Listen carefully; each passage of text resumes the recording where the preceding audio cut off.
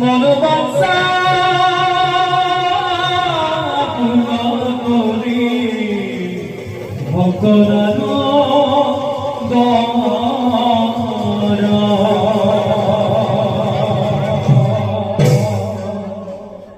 Bora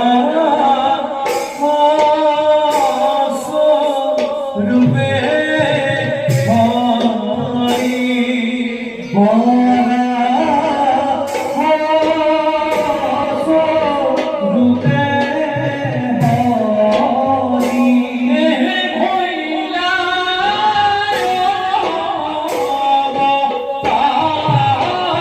অবতারা